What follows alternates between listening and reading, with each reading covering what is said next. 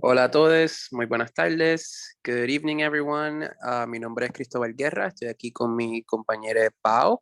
Somos parte del colectivo Bavilla y vamos a estar proveyendo interpretación simultánea para el evento de hoy. My name is Cristóbal. I'm here with my colleague Pau. We are part of Bavilla Collective and we will be providing simultaneous interpretation for today's event. Voy a dar estas instrucciones en inglés y en español para enseñar cómo activar la función de interpretación. En la parte inferior derecha de su pantalla de Zoom pueden ver un icono de globo que dice interpretación, donde pueden seleccionar el icono y entonces escoger del menú el lenguaje con el que más cómodos se sientan escuchando la programación. Si están conectándose desde una tableta o un teléfono inteligente, pueden entonces darle a los tres puntitos que dicen más y luego escoger interpretación del lenguaje y luego escoger el lenguaje preferido. So if you're logging in from a computer, on the bottom right of your Zoom screen, you will see a globe icon that says interpretation. Once you click on that icon, you can select the language you would prefer to hear the programming in, and we will be interpreting simultaneously between English and Spanish during the event. If you're coming in from a tablet or a smartphone, you have to select the three dots that say more, then select language interpretation, and then select the language that you prefer listening into. Ahora voy a quedarme en español, ya que la interpretación está activada, para entonces dar unas mejores prácticas para poder ofrecer la mejor interpretación posible. Le pedimos a los ponentes, por favor, que hablen a un paso moderado para poder entender todo lo que dicen. También, si son bilingües y van a cambiar de lenguaje durante lo que dicen, por favor, háganlo luego de una oración completa y no en medio de una oración. Si en algún momento necesitamos que hablen más despacio, lo comunicaremos en el chat.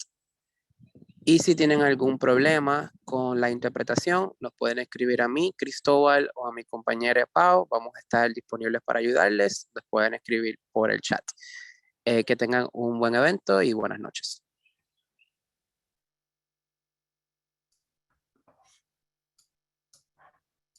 Hello, my name is Michelle Ruiz. My pronouns are she, her, ella, and I am the program coordinator at the US Latinx Art Forum, also known as USLAF. As we begin this event, I would like to take a moment to acknowledge and honor our ancestral grounds and support Indigenous peoples' ongoing stewardship and struggles to protect their cultural resources and homelands. I am currently broadcasting from my home in Berwyn, which is on the traditional unceded territory of the Council of Three Fires, Ojibwe, Ottawa, and Potawatomi tribes. Since 2016, the US Latinx Art Forum has supported equity in the art world by championing artists and arts professionals dedicated to Latinx art. In 2021, we partnered with the Mellon Foundation, the Ford Foundation, and the New York Foundation for the Arts to administer the Latinx Artist Fellowship. This fellowship is designed to address the systemic and long-standing lack of philanthropic and institutional support for Latinx artists. This fellowship awards $50,000 in unrestricted funds to each member of a multi-generational cohort of 15 visual artists each year for an initial commitment of 5 years. This award is the first significant prize of its kind and celebrates the plurality and diversity of Latinx artists and aesthetics.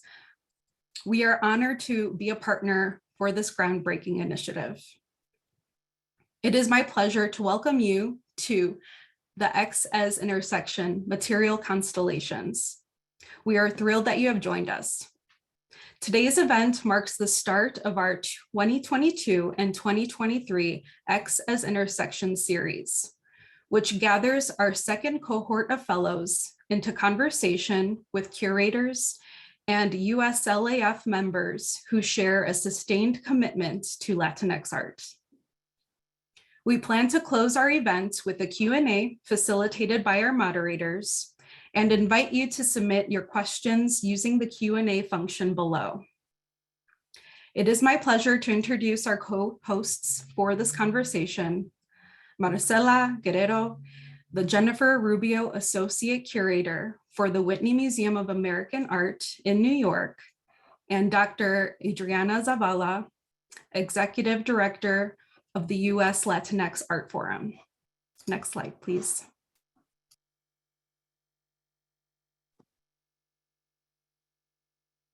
Hello, everyone. I'm Adriana Zavala, and I use the she series pronouns. It's such a pleasure to welcome you this evening. I'm speaking to you from Washington, D.C., the ancestral homelands of the Piscataway and Nacotchtank peoples. Hello, my name is Marcela Guerrero, pronouns she, her, ella. Today, I'm speaking to you from the ancestral lands of the Munsee Lenape, otherwise known as Manhattan. I encourage everyone to take a moment to identify and recognize the indigenous people who steward the lands from where you're joining us. Adriana and I want to acknowledge that tonight's event is happening on the heels of two hurricanes, Fiona and Ian, that devastated Puerto Rico, the Dominican Republic, Cuba, Florida, and other parts of the Caribbean basin. Our hearts and thoughts are with those still recovering in the aftermath of these two events. We thank those of you who are tuning in from those areas and the rest of the audience. We also want to recognize that we are fortunate, as Michelle said, to inaugurate the second year of the X as Intersection public lecture series. We hope to bring the same insightfulness that characterized the first year, plus an opportunity to dig deeper into current themes in Latinx art. It fills us with joy to be in fellowship with the audience and the three artists, Leslie Martinez, Tanya Aguiñiga, and Amalia Mesa-Bains. Leslie Martinez hails from McAllen, Texas, and currently lives and works in Dallas. They're known for creating abstract paintings that engage with queerness as an unpromised horizon yet to be reached, and with the borderlands as a space of wisdom, tenacity, and imagination. These principles and concepts are expressed in Leslie's work through the power of scale, ambiguity, and tactility. Tanya Aguiñiga was born in San Diego, California, and raised in Tijuana, Mexico. She's an activist as well as an artist who works with traditional craft materials like natural fibers and collaborates with other artists and activists to create sculptures, installations, performances, and community-based art projects. Drawing on her upbringing as a binational citizen, Aguiñiga speaks of the experience of divided identities. Her works tell the larger and often invisible stories of the transnational community. And Amalia Mesa-Bains is best known for her large-scale installations that interpret traditional Chicana altars and ofrendas to explore spiritual practices, address colonial and imperial histories, and affirm how identity formation is rooted in cultural memory. In addition, she has written extensively on Chicana and Chicano and Latinx art. And through her curatorial practice, teaching, and mentorship, she has helped put Chicana, Chicano, and Latinx art on the art historical map. Each of our guests this evening makes complex works that invite close attention and multisensorial engagement. And while we only have an hour, we've invited Leslie, Tanya, and Amalia to share more about their material explorations and how the materials they use support the conceptual intricacies of their work. When we shift into a more open conversation amongst them, we hope they'll share their ideas about the points of contact between them, including how they each cross disciplinary boundaries to challenge art world categories, as well as identity and gender-based assumptions. To start the conversation this evening, Marcela and I will pose questions to each of the artists, and afterwards we'll have 10 minutes of conversation among them before opening to questions from the audience. Thank you, Adriana. Leslie, I invite you to turn on your camera. I believe maybe you already did it. So I wanted to start, there you are, by asking you about the materials that you use. And I think this is a great point to start the conversation and for the audience to learn more about, the underpinnings, really what's behind the materials that you use, what prompted you to use them, and how they might be or not self-referential to the medium of painting. You're muted. I managed to always do that. Hi, everybody. My pronouns are they, them. As far as the materials in my work go, I sort of see them as existing within 3 categories, beginning with sort of more of a fabric and paper-based category in which these materials are sort of simultaneously cut and combined over and over again using, pasting methods, but also sewing on a machine. And they sort of exist over a long span of time, sometimes years, but mostly months. And these materials are, there's a specificity to the fabrics, but not so much in relation to personhood or memory or place or anything like that. Much more so in regard to the ways that the materials, react under their own materiality and the relationship of other materials upon them, such as paint or sort of the smaller materials in the work that go all the way down into things like charcoal or sawdust, ashes, small paint chips that sort of get peeled up from a table and blended down in a blender, all kinds of processes of material. In a way, it's really a lot about how to get these materials to perform together. And I sort of got to this sort of way of working. I began working this way in grad school, and then I really took it somewhere different when I moved, when I left grad school and moved to Texas, moved back to Dallas, where I was raised. And I didn't have my sort of studio at all, so I had to really start over. And there was nothing to work with, and except like rags, old clothes that could be cut up. And I would sort of see these, materials in terms of just the concept of bulk. Like, how can you make paint with no paint and then just lightly tint it to feel like paint? And so it really did come from a place of necessity. Well, that necessity was also coming from a place of family history. How do people become comfortable with not knowing what the future holds and just sort of living within the moment and making a way to make a way? So that's sort of really where these materials sort of genealogy really takes off from. And where were you sourcing the materials from? It's sort of like all kinds of places. A lot of it was at one point like thrift stores, purchasing sort of like bed sheets in order to just to get the most amount of material. And then I would go somewhere like Ace Hardware and get like the discarded mistake paint by the gallon and use that to like sort of be the stiffening agent for the fabric. And so playing around with making different collections of that, material that would get sorted later, sort of like made and then sorted and dealt with over many years. So it's all the material comes from all different places.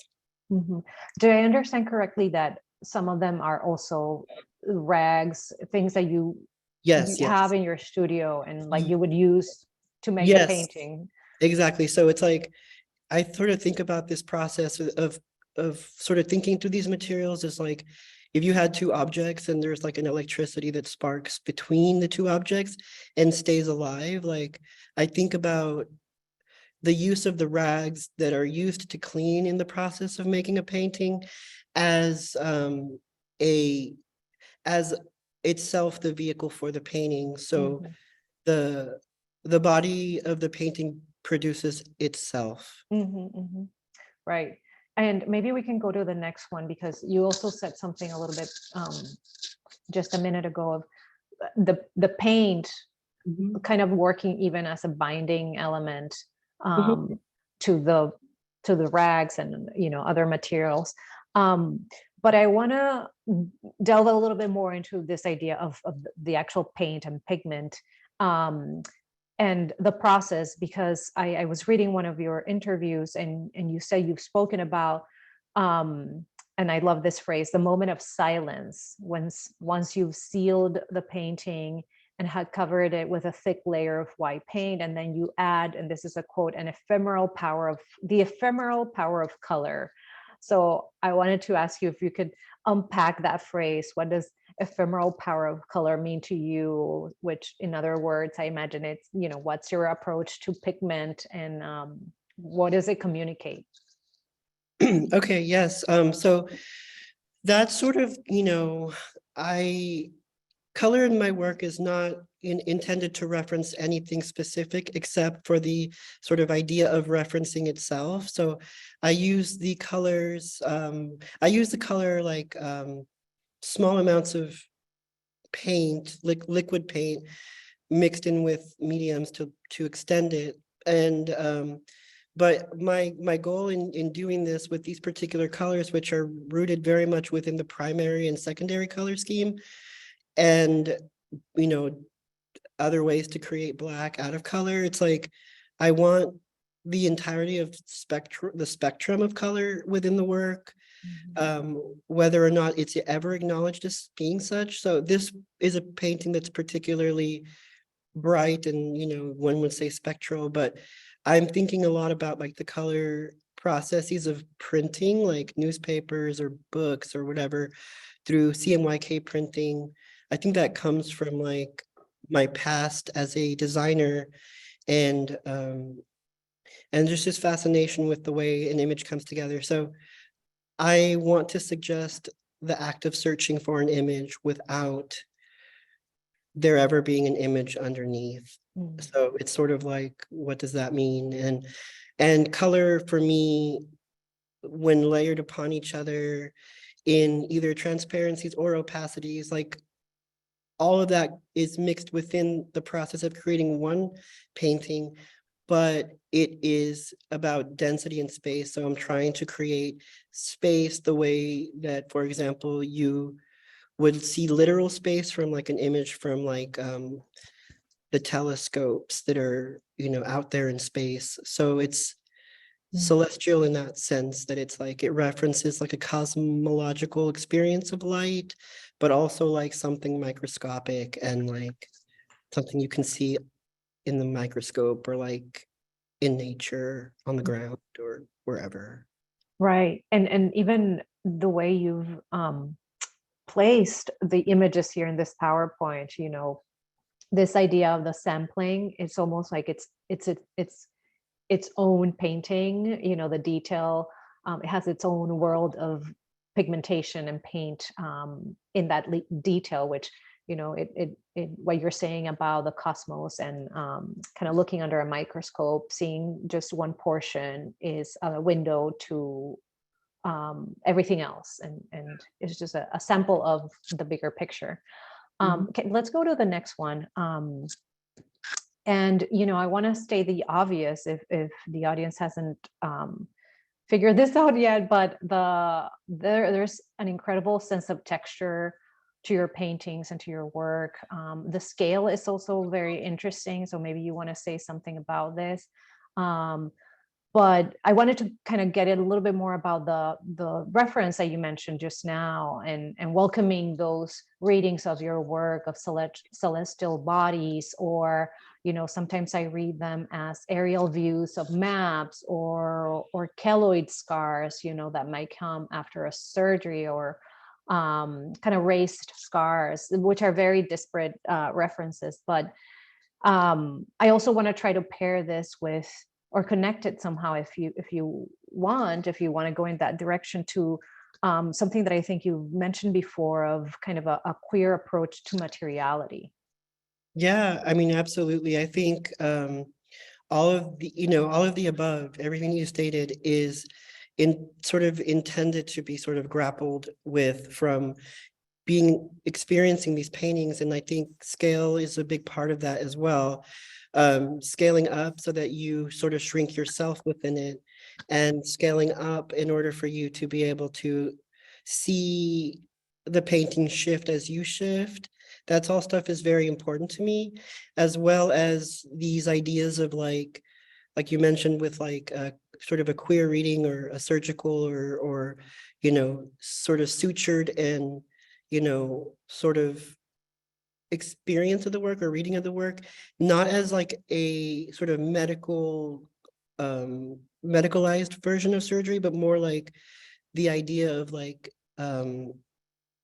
of like opening the body, closing the body, flattening the body, like releasing tension from the body, or like, and mind, like, and world and everything. It's like to open and close, and to cinch and to flatten, and to all of these sorts of ideas are enacted through the ways that materials are created, the sort of topographical or like touch-based sensorial stuff. So it's like, I want people to be able to like see with their fingertips, and like touch with their eyes, and like see how image and object sort of like dance upon each other, and disguise and evade and direct and redirect like your way through the surface, through the painting. Yeah, that's beautiful. I have the word, I wrote cinching worlds together. Yeah, it's world making, it's like world building and self-making, and yeah, all these things, recognition and misrecognition, all part of the work. Well, Leslie, we're gonna turn it now to Adriana and Tanya. Thank you so much for that. Thank you. Thank you, Marcela and Leslie. Hi, Tanya. Good to see you. So I think I'll begin our conversation between us by sort of marking the ways in which your work is about being in the binational space of the US-Mexico borderlands. It's certainly about violence in the borderlands, but it's also importantly about creating a care-based community in that space. Your work is also highly collaborative, and the materials that you choose are very often symbolically loaded. So I'd love to invite you to share with us about the sort of collaborative aspect, the sort of symbolism of the materials, perhaps thinking very much about this project, the Museo Exclusion Exorcism.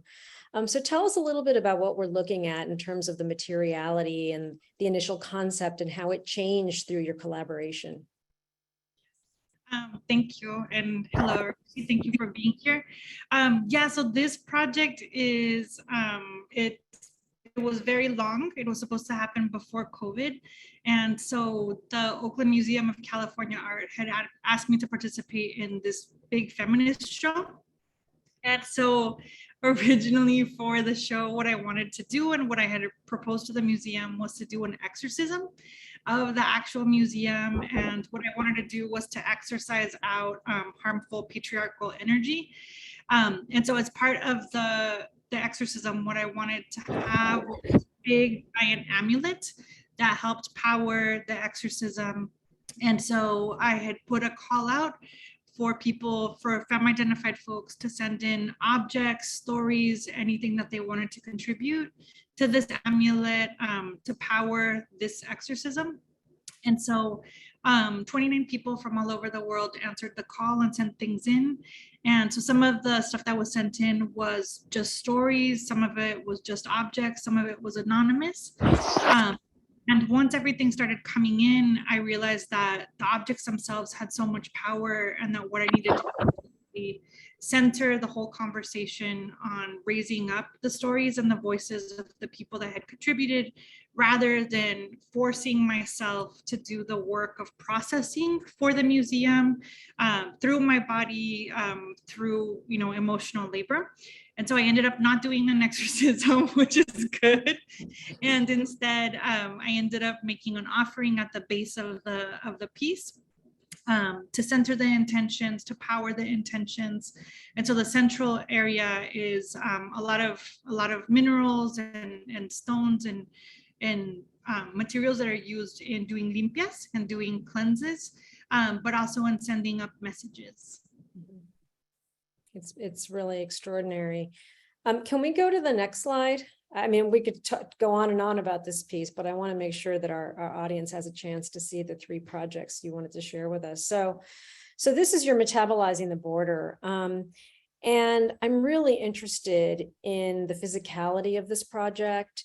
Also the ways it changed as it became a work. Perhaps you could share a little bit about that, but I'm really interested in the materials that you employ to make the suit. And of course, we're looking at you wearing the suit.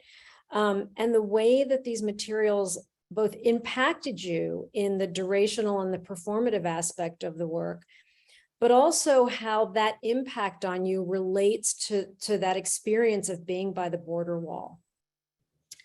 Yeah, and so this, after seeing everybody's images, I wanted to put in some stuff that kind of tied back to Amalia's and to Leslie's work.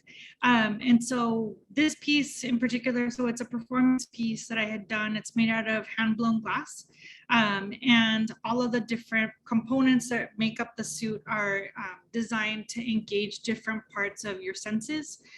So all of your senses, your sense of smell, your sense of touch, your sense of sight, your sense of being able to hear.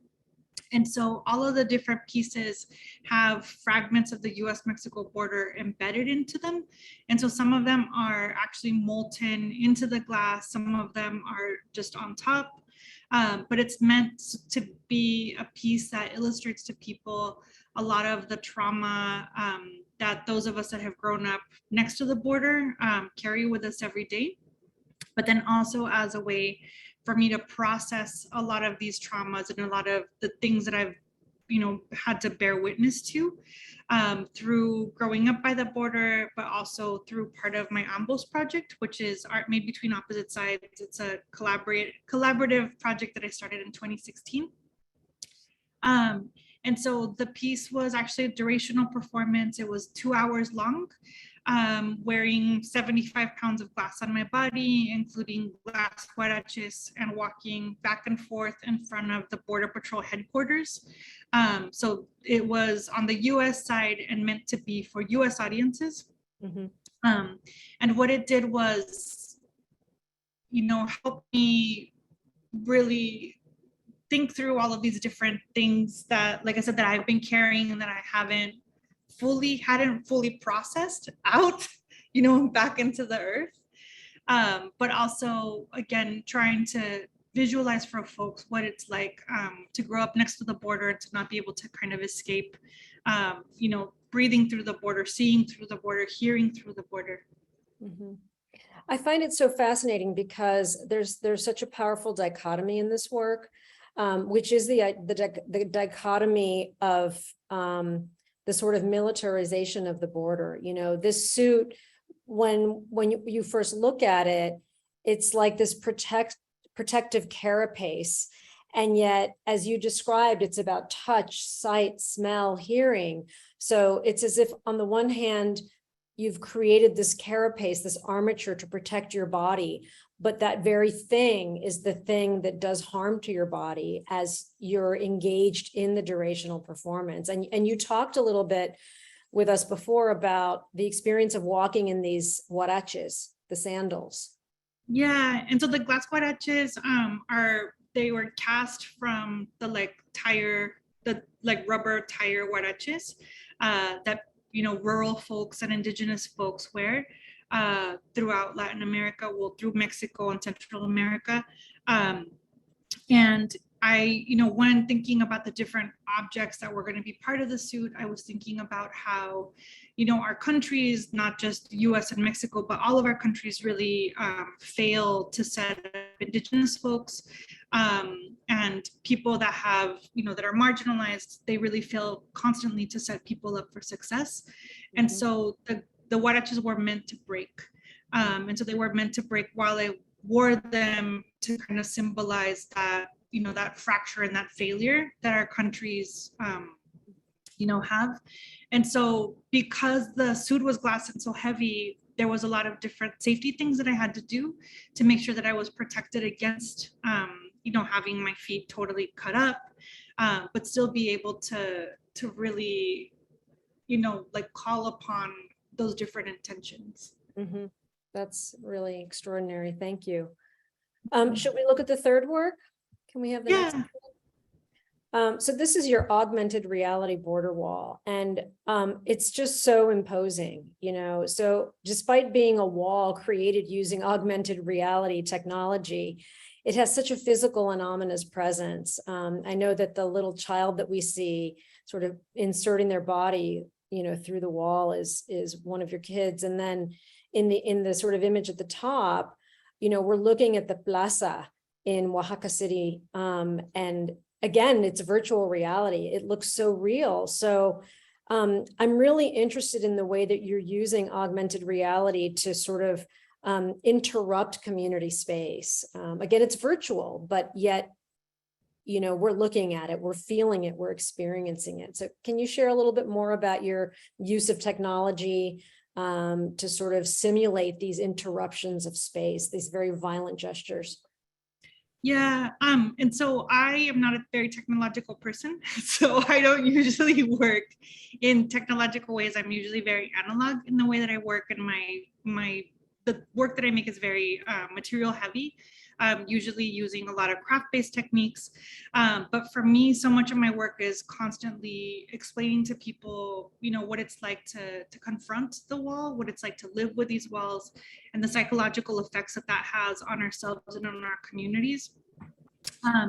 And for me, the border fence is also really, really like heavily imbued with tons of significance, the material itself. So the fence that we had before this was landing mats from the Gulf War and from Vietnam that the US Army Corps of Engineers had been holding on to, and that's what they decided to erect our last wall out of. So I wanted people to be able to, without having to travel to or live next to the border, be able to confront the materiality, the scale, what it's like to actually, you know, have to confront this wall, but also what it's like to be divided from things that you love, from people that you love, but also, you know, what US policies, US border policy does to the rest of the global South, which is, you know, the border doesn't just stop at the border, it travels and it separates our families and causes damage to all of us, including the environment. Thank you. I mean, it's such a profound way to really make that palpable. Thank you so much for sharing. So I want to make sure that we have time to have plenty of conversation amongst the three of you. So I'll move it over to Amalia, and I'll ask Amalia and Marcela to turn their cameras on. Thank you, Tanya. We'll bring you back shortly. Hi, Amalia. Hi, Marcela. Hi again. So Amalia, I'll start us off. We're looking at Fitness Envy Chapter 3, Siwat Lampa, the Place of the Giant Women. And your installations are so intricate in your use of materials and always have been. You use materials to symbolize histories of migration, colonialism, gendered labor. Can you tell us more about your favorite materials and what they mean to you and why you're drawn to particular kinds of materials? Well, it is a long evolution because I've been doing it for almost 50 years. And at the beginning, I was like the bag lady with all of my little cositas, and I would drive around with bags in my trunk for my car and, you know, to work at the Galeria or sometimes go to LA with Judy and Spark. But then I began to examine, as you have so eloquently said, the colonial histories, especially around land and memory, and began to see that my ephemeral work had limits and something more permanent. So I began working with something a little bit more sculptural than my found objects. I think my favorite are really the organic ones, but they pose an enormous challenge to museums. So the small garden that she's laying in is made entirely of moss that I assemble piece by piece. I'm working now with a weaver who's trying to recreate a version of that so that when my retrospective travels, it will not be so, I think, challenging for other people. In the background, because this piece was done first within something called Private Landscapes and Public Territories at the Interzone show in Copenhagen many, many years ago. Those are painted wooden hedges. So I began to work with organic materials, and the large hand mirror, it's about 6 feet, is covered with shells. And in the image of the mirror is the Black Virgin. So the Siwatiotl, which is the, you know, women who died in childbirth and therefore were given a place of honor comparable to warriors who died in battle, and went into the afterlife, and their job was to help the sun to set each day. So the Siwatiotl is also a Mother Earth. So I played with materials that could be organic, but could represent stages of nature, could be part of the idea of ancient memories.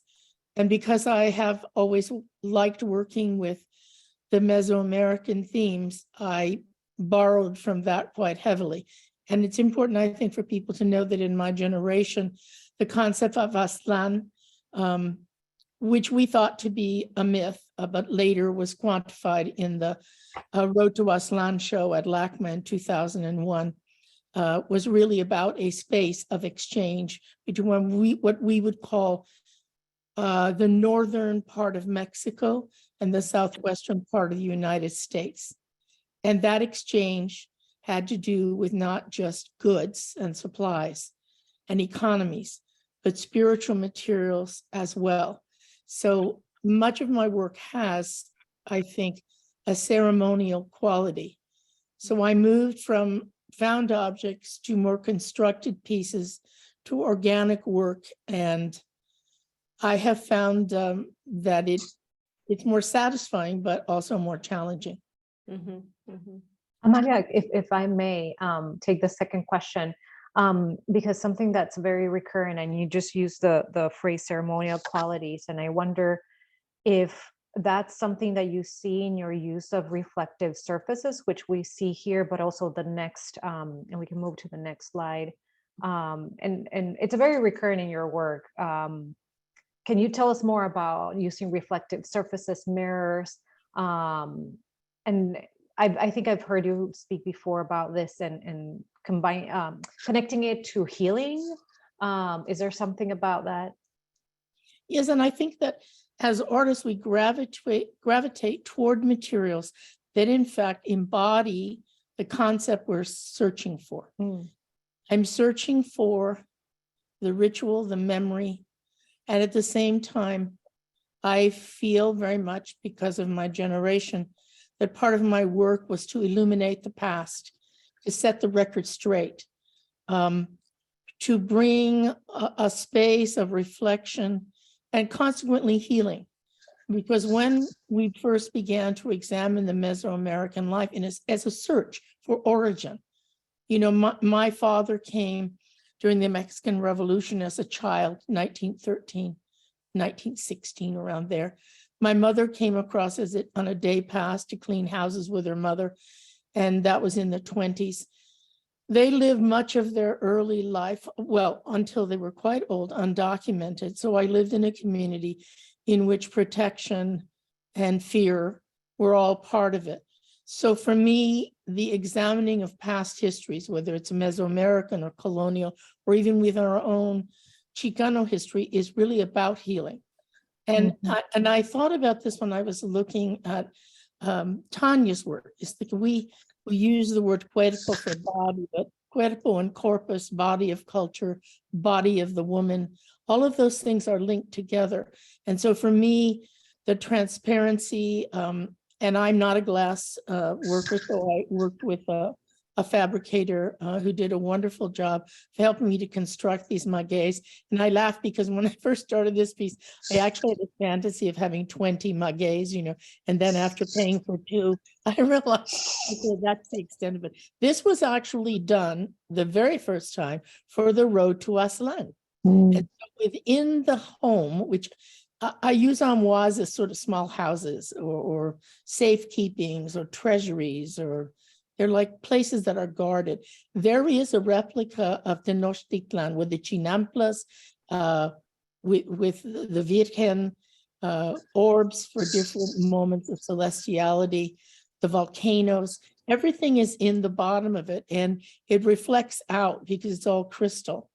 And that dress made from cheesecloth, and it has milagros sewn to the hem to weight the dress so that it would hang properly.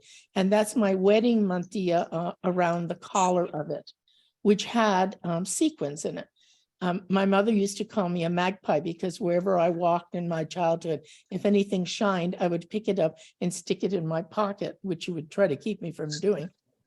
But over the years, I have found that luminosity, transparency, reflection, they're all metaphors for the process of knowing and healing.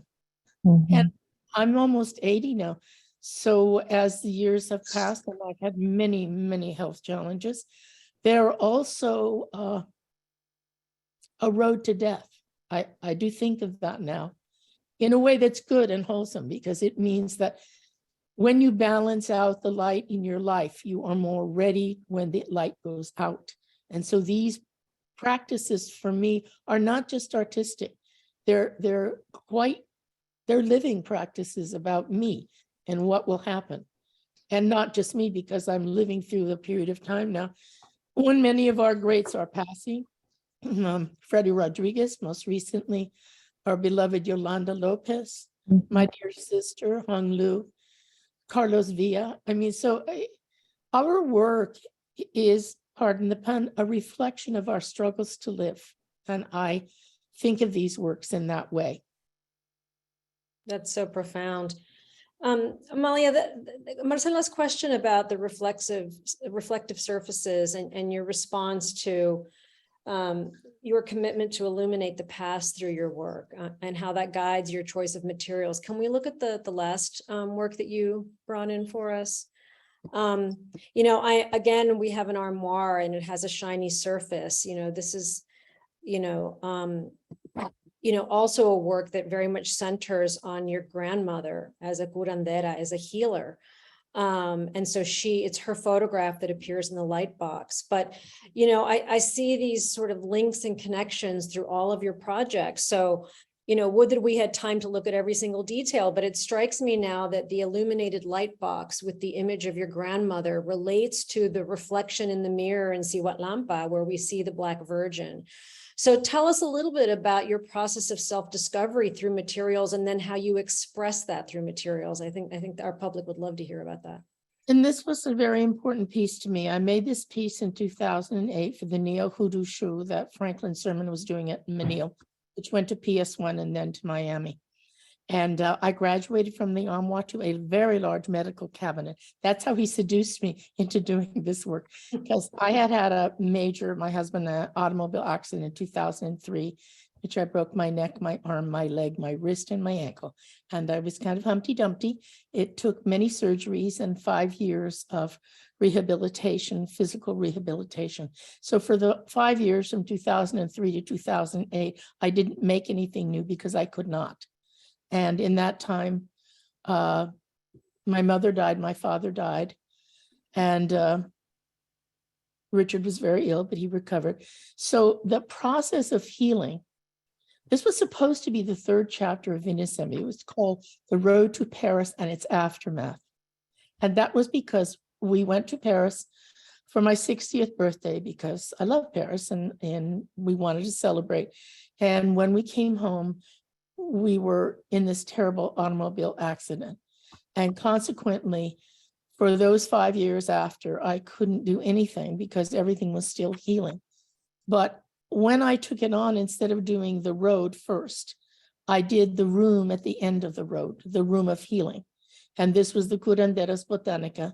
My grandmother was not an official curandera, but she was a healer. When my father was young, she tried different cures on him, snake powder on his food to make his body heal from different kinds of skin eruptions. She put pine boughs into great jars of water and had him drink the water at the end of each week, because the resin helps to enlarge the bronchioles, because he had a lot of respiratory problems. And there were many, many countless stories of the things that she did. And I somehow absorbed that, even though she was quite a bit older when I was young, but I stayed with her a lot. And so inside the medicine cabinet are all of the shelves of my family. And it was a sort of prophetic piece, because they're all gone now. I've lost my mother, my father, my brother, my sister. And so I love this piece because they're there with me, which they are anyway. And I also learned while working in my PhD in psychology about curanderismo, the healing traditions, the inseparability of the mind and the body, the connection between the living and the dead, the role that organic materials and collective cures have, and how it is that we heal ourselves. So when we had the crash in the car and the rollover, and I was very, very sick after, I recognized that I had susto, which is what we would call shock. And the premise in Susto for the curandera is that the apathy and the listlessness are a product of the soul fleeing the body. And I absolutely knew that had happened to me. And so I set about connecting to people who knew about healing so that I could do the right things. But it took me several years. I wasn't myself for a long time. So this is a piece about healing. The lavender on the floor brings the smell and the sense of balance. The curandera's tools on the bottom, the Western medicine and science and scientific racism and all the things that we have endured are on top. My friend Juan Bosa's painting on the side, a follower of Shango, and the Virgen de Guadalupe on top watching over, and all the paraphernalia for my many surgeries and my oxygen tank things. And it's just, it's quite personal, but it's also, interestingly enough, very relevant to many people as they age and heal. So I did it a number of years ago, but the truth of it is that I kept having surgeries all the way until about 4 years ago. And I'm now dealing with the end of certain prosthetics that they put in my body to help me that are now wearing out. So, you know, I think that our work follows the materials of our psyche, our spirit, and our body. That's simply put. Thank you. That's amazing. I mean, your attunement to material is just really something that is just inspiring and astonishing. So I think we want to make sure we have time to put Amalia, Leslie, and Tanya in conversation with one another. Should we transition to that, Marcela? Yeah, great idea. I'll invite Leslie and Tanya to turn their cameras on, please. And maybe we'll have about 7 to 10 minutes, and then we'll turn it to questions from the audience. Yeah. So what would you like to ask each other? Tanya, how did you breathe in that piece? Oh, the crazy thing was that I had to breathe through. I also worked with a glass blower because I don't know how to blow glass. And so they made me, I wanted like a snorkel that had pieces of the border fence crushed inside of it that went up my nose and down my throat. And so I had that, and as a result, I was ingesting a bunch of the stuff as I breathed. And the idea had been that I wanted my breath to mix with the fragments and make a tincture. But then what happened was I just swallowed it all. And so it was, a little, I didn't plan it out very well. But I did manage to torture myself in the process. Well, I thought that your process and Leslie's process and mine were all linked by this process of transforming materials through ourselves, through our lives, through our memories. And I felt like what all you were talking, that was really it. The translation, the transformation of materiality through the person. Absolutely. I know, I was thinking about like you talking about inhaling that stuff. I'm like, that happens to me like on a daily basis with my materials sometimes, but differently. It's funny because just the other day, speaking to this idea, I was thinking like, I was having a studio visit and I'm like, I think I'm like a mushroom. Like I'm processing like these materials from a place of life, taking them from like life or death to life, you know, sort of within this like idea of alchemy, which Amalia, we talked about a few days ago. And so it's interesting to think about like the idea of the pulverization and the ingestion and passing through. Yeah. And I think that the important thing was I was working with a healer and she was saying, oh, do you see yourself as a Swiffer or as a garbage disposal? And I was like, oh, I'm definitely a Swiffer. Like I'm definitely going around picking stuff up and it sticks to me. And so she was talking to me through, you know, telling me that, oh, no, you gotta be a garbage disposal. You gotta take it in, process it out, and like it needs to go back into the earth. The earth wants the energy back. like don't hold on to stuff because that's what hurts you. And so I think, yeah, it is important for us to be able to know, no? Like, when does it go through and when is it ready to get out? Totally. That's very interesting that you said garbage disposer, because I always think about my studio as an incinerator. I call it like an incinerator. And wow. And back into healing, you know. I loved what you said, Amalia, about the reflectivity, reflection, luminosity and transparency all being about healing. I think that's very true. You know, you're looking at yourself in a way. The work is the reflection.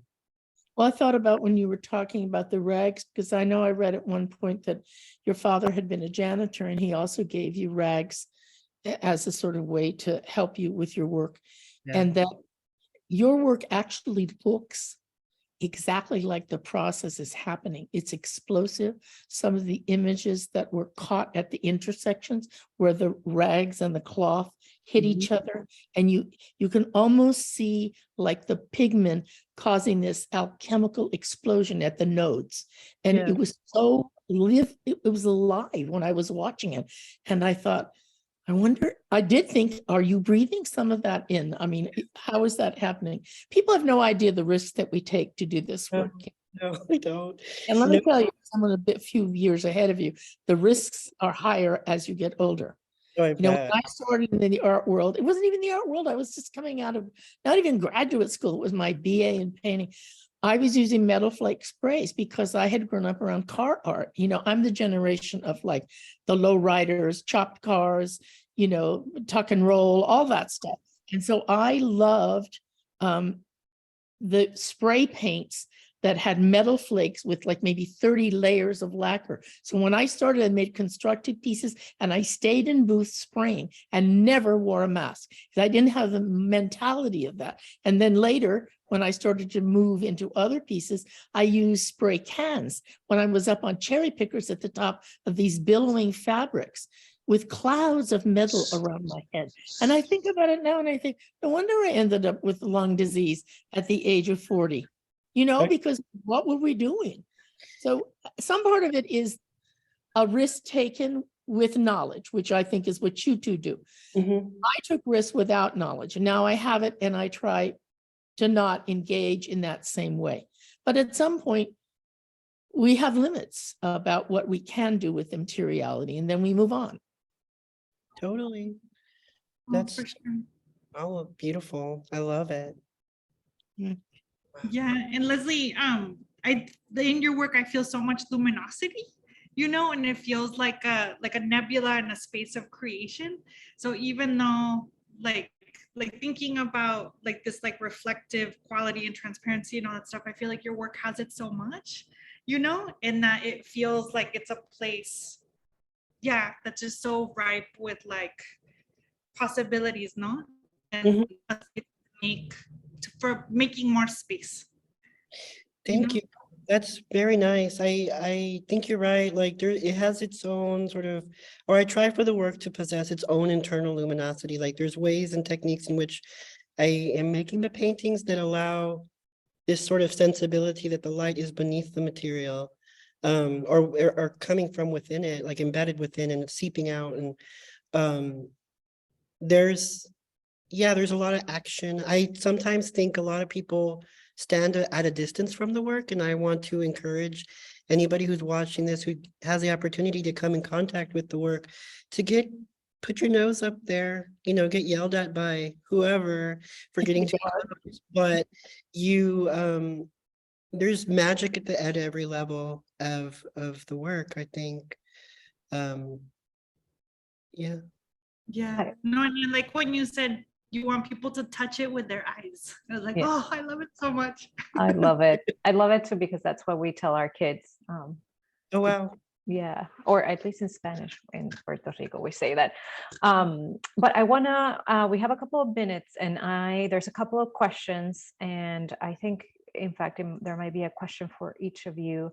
And Leslie, you received two questions. So I'm going to pose them because one is very specific about process. How do you prepare to make a work? Do you make drawings? That's one question.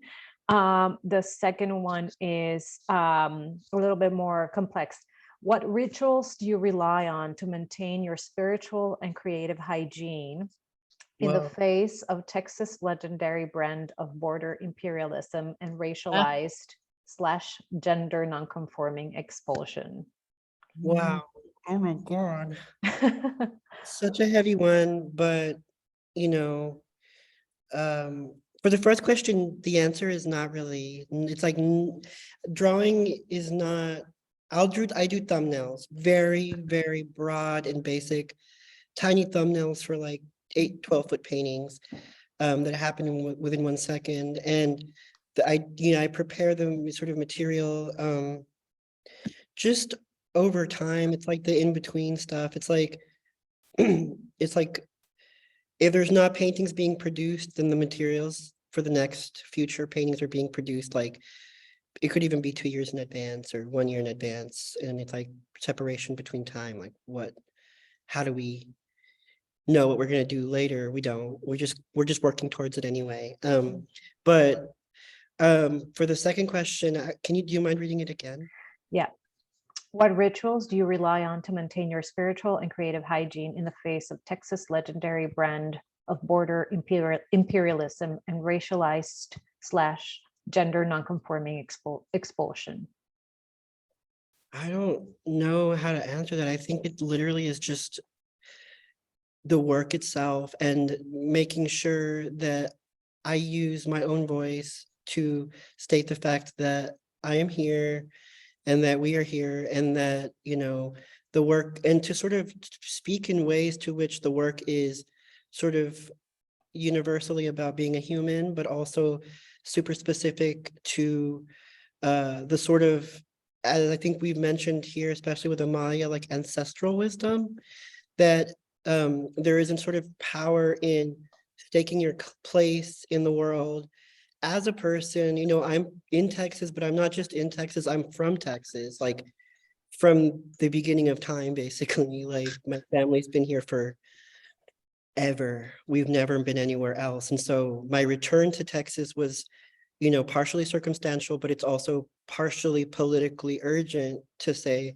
I'm going to return to a place that is more hostile towards me, and I'm gonna like make the best work I can here and put myself out there. So ritual is just coming to the studio every single day, 7 days a week, and just working, Right. And working in Texas. Yes. Not. Yeah. Tanya, we have one question, a really interesting reading of your work. It says, in Tanya's Metabolizing the Border, I read the frontal portion of this armor as both on her stomach, but also potentially on her uterus. So both eating the border, but also birthing the border. I'm wondering which of these readings is closer to your intention. So the chest piece, that's a super beautiful way to look at it. So I also want to spend some time thinking about that, obviously, after. But the piece, when I designed it, because I have to constantly travel and speak to people about, it exists and this is what it looks like. Because, the last administration spent so much time talking about how, the border needed to be built, the border wall needed to be built. And so I wanted a piece that was thinking about the times that materials have been used to colonize folks. And so thinking about the story of Juan Diego and the Virgen de Guadalupe, and thinking about, the cloak that he was wearing, which was woven, and how, the story is that the Virgen imprinted her image on his cloak so that then he went back into town and showed everybody, look, she exists, right? And so the cloak, the glass cloak, is supposed to think about the story of Juan Diego and materials and how they're used to subjugate and to control our communities. That's great. That's a very interesting insight into that work. Maybe we can finish with, oh yes, Adriana, do you want to pose that question? You saw it in the, go ahead. Yeah, so we have a question that's, I think, open to any of the artists, but perhaps Amalia, you can respond. What does the word rascuachismo mean to you? Well, yes, the right gal. You know, I'm from the generation, along with my compadre Tomas Ibarra Frausto, that he's the first one to write about it, which came out of, you know, and he had the experience of carpa because he lived in Texas. I did not have that, but I do remember the term, and it was a negative term, very pejorative.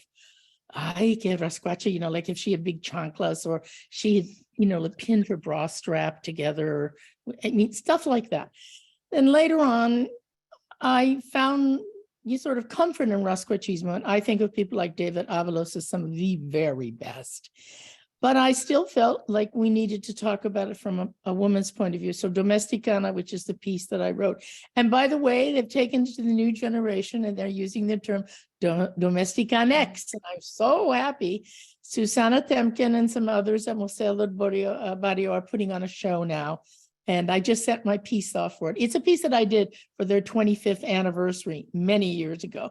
And I, you know, for me, it really works, because when I first started, there was no terminology. I wanted to say this in reflection, that when both Tanya and Leslie are talking, we're talking about our processes, but we're developing a new language. And the language is really important, not just for us to exchange with each other, but our job, well, some of our job is to give language that others can use for others, like the next generation. Because by being the first, we are building an art history. At all times, our work is not just ours. It belongs to us. Latinx, Chicanx, what do you want to call it? So in that way, Domesticana, which I wrote, this is hilarious, in a chateau on the Côte d'Azur, while everybody else was naked outside sunbathing, I was locked in my room typing and faxing, because this was in the 90s, before there was no computers for me. And so, and I sent it for a book that Gerardo Mosqueda was going to put out on kitsch. And Tomas wouldn't do it, because he said, no, we're not kitsch. We shouldn't have anything to do with it. And I said, well, no, we have to correct it. So that was Domesticana. It never got in the book. I shall not name names, but in the end, another person published a book about my work in Pepons and referred to it as third-degree recycle kitsch. And then I really had to get Domesticana out there. So I made it my business to get that piece published wherever I could, whenever I could. And this was in 92, 93. So it's had a very long life, and now it's transformed. So I have to say it's very dear to my heart, because somebody once called me a rascuachadora, because I like just gathering things up and, you know, taping them to the wall, or like, you know, I make things out of whatever I can find. And now I have to say, doing a retrospective, as Adriana well knows, and trying to recreate 16 pieces of that life is so hard. I kept everything. It's not like I threw anything away, and only 3 pieces ever got bought, so nothing to worry about there. But it's that how I made them was not permanent, because they were ephemeral, they were fugitive, they were momentary. That was the power. That's what I like about Domesticana and Rascuachismo. It is not forever. It is just there, and you need to be there when it's there. And if you didn't, well, sorry. You know, and so now I'm trying to make things more permanent.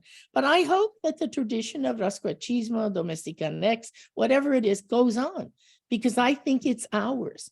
It doesn't come like kitsch from the outside of mass-produced, you know, curios. No, it comes from the inside, and it is rebelde. You know, it's against the labels and the obfuscation and the limits and the exclusion that's been imposed on us. We have our own ways, and we will continue to use our own ways. So I'm happy to talk about it anytime anyone talks.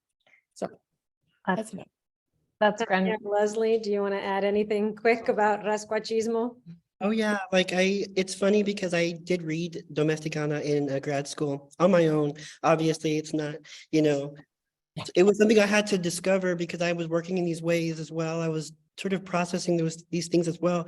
And I came across that in Tomas Ibarra's work as well. And like, I was like, this is exactly where my thinking is coming from. It's not so much just about like the materials or like the sort of location, like of the materials. It's like it's a way of being that goes back to this sort of ancestral sort of like, what did they teach you before about how to survive and how to envision possibility.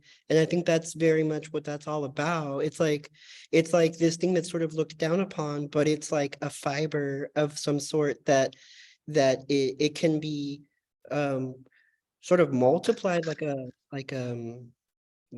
don't know, like just it can be in itself something of deep power that reflects like sort of internal survival. How do we survive? Because I grew up very much I grew up in Dallas, but very often entire summers down in the Rio Grande Valley, the border and the ranches, and how everybody had their own way of staking their space. It's like this is my vision and it's right here, and it looks crazy to somebody from a city, but for us it was the place of speculation and like excitement that's be in between the realms of recognition and stuff like that I love. Great. Tanya, do you want to add anything? I mean, I think Rascachismo and design thinking, which, that concept design thinking are basically very similar concepts. Yeah, and for me, like having grown up on the border but not knowing that there was a name for Rascachismo, like for most of my like young life, for me, a lot of it was just so similar to like pound to fit, paint to match, like you just make do with what you've got and you gotta like just make it work. And so it's so exciting to just to like think about like the power of Rascachismo, but also the power of language and the power of like you said, Amalia, like making language that others can use is just so powerful. And thinking about it, Rascachismo pushing at the limits and kind of making our own way of doing things that we can all like see ourselves in. So anyways, I'm just so excited and so like invigorated by our conversation, and I'm sad that we don't get to keep talking because it's so beautiful. And anyways, I'm just very grateful to be in community with you all. Me too. Likewise. Thank you. I think we have to wrap up, unfortunately, but we'll leave with these beautiful words as another material in this beautiful constellation. And so I have some closing remarks. Thank you, Leslie, Tanya, and Amalia, for a stimulating conversation. We would also like to thank Michelle Ruiz and Mary Thomas and the rest of the team at USLAF. Our deepest gratitude also goes to the person running the show behind the scenes, Andy Hawks, and to Megan Hoyer, Director of Public Programs at the Whitney. A big gracias to Colectivo Avilla, Cristobal and Pau, thank you, for their interpretation, and to Christina Jensen for the live captioning. And last but not least, thank you for Foundation and the Mellon Foundation for supporting the work of Latinx artists and workers. Good night, everyone, and thank you for another amazing evening. Gracias.